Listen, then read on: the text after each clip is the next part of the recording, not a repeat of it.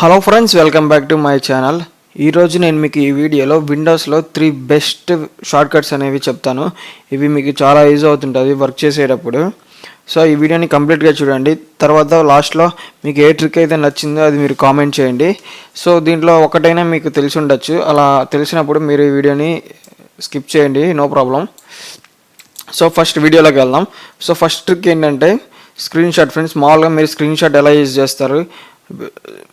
Print screen button use చేసి screen shot తీసుకుంటారు. లేదంటే ఇక్కడ సెర్చ్ బాక్స్లోకి వెళ్ళి సెర్చ్ బాక్స్లోకి వెళ్ళి స్నిప్పింగ్ టూల్ అనేది యూజ్ చేస్తే, స్నిప్పింగ్ టూల్ ఉంది కదా, ఈ స్నిప్పింగ్ టూల్ యూజ్ చేసి స్క్రీన్ షాట్ తీసుకోవచ్చు. ఇదంతా చాలా టైం వేస్ట్ ప్రాసెస్. దానికోసం నేను ఒక ట్రిక్ చెప్తాను, ఒక షార్ట్ కట్ కీ అనేది. దానికోసం మీరు విండోస్ షిఫ్ట్ ఎస్ క్లిక్ చేయండి. క్లిక్ చేయగానే మీకు ఇలా వస్తుంది. సో ఈ షార్ట్ కట్ గుర్తుపెట్టుకోండి, Windows shift yes.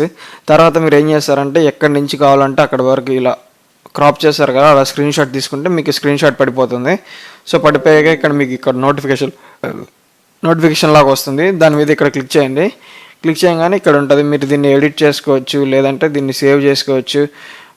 First save చేసుకోవాలంటే సేవ్ చేసుకున్న తర్వాత కాపీ చేసి ఎక్కడ కావాలంటే అక్కడ పేస్ట్ చేసుకోవచ్చు. ఈ షార్ట్ కట్ అనేది చాలా నచ్చింది నాకు, మీకు కూడా యూజ్ అవుతుంది. సో నోట్ చేసి పెట్టుకోండి, విండోస్ షిఫ్ట్ ఎస్. తర్వాత అనేది ఏంటంటే Windows tab. So Windows tab ఏం చేస్తుందంటే మీరు షిఫ్ట్ అవ్వడానికి, మీరు ఒక విండో నుంచి ఒక విండోకి షిఫ్ట్ అవ్వడానికి విండోస్ ట్యాబ్ అనేది యూజ్ అవుతుంటుంది. సో మీకు ఆల్రెడీ తెలిసిన ఆల్ట్ ట్యాబ్ అయితే ఇక్కడ షిఫ్ట్ ట్యాబ్ అని బ్రౌజర్ లైక్ ఇక్కడ టాస్క్ బార్లో అప్లికేషన్ ఉంటుంది కదా, అప్లికేషన్ టు అప్లికేషన్ షిఫ్ట్ అవ్వడానికి ఇది యూజ్ ఉంటుంది ఆల్ట్ ట్యాబ్ అనేది. విండోస్ ట్యాబ్ ఏం చేస్తుందంటే మీరు for example two desktops use చేస్తుంటే దానికి షిఫ్ట్ అవ్వడానికి యూజ్ అవుతుంటుంది. ఐ థింక్ ఈ ట్రిక్ అనేది మీ అందరికి తెలుసు. లాస్ట్ ఫైనల్ ట్రిక్ అనేది ఇప్పుడు చెప్తాను. అదేంటంటే, సో ఇప్పుడు మీరు 2 వర్క్స్ చేస్తున్నారు. ఫర్ ఎగ్జాంపుల్ ఇక్కడ మీరు చూడొచ్చు, నా డెస్క్టాప్లో 2 బ్రౌజర్స్ అనేవి ఓపెన్ అయి ఉన్నాయి. ఇప్పుడు నేను రెండిట్లో వర్క్ చేయాలనుకుంటే ఫాస్ట్గా ఈ ట్రిక్ అనేది మీకు చాలా యూజ్ అవుతుంది. దానికోసం మీరు ఏం చేస్తారంటే విండోస్ పట్టుకొని మీ కీబోర్డ్లో యారో కీస్ ఉంటాయి కదా, అది ఏదైనా క్లిక్ చేయండి.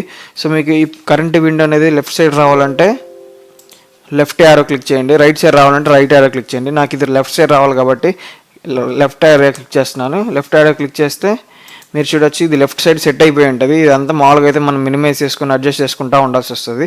అదే ఈ షార్ట్ కట్ ద్వారా సెట్ అయిపోయి ఉంటుంది ఇట్లా. తర్వాత ఇప్పుడు నేను ఇంకోటి ఓపెన్ చేస్తాను. ఫర్ ఎగ్జాంపుల్ ఈ బ్రౌజర్ ఓపెన్ చేశాను.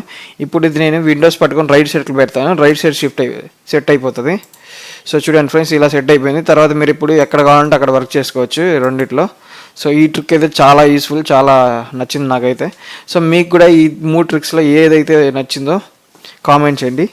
సో మీకు ఈ వీడియో నచ్చితే లైక్ చేయండి. మీకు ఏమైనా డౌట్స్ ఉంటే కామెంట్ చేయండి. Thanks for watching.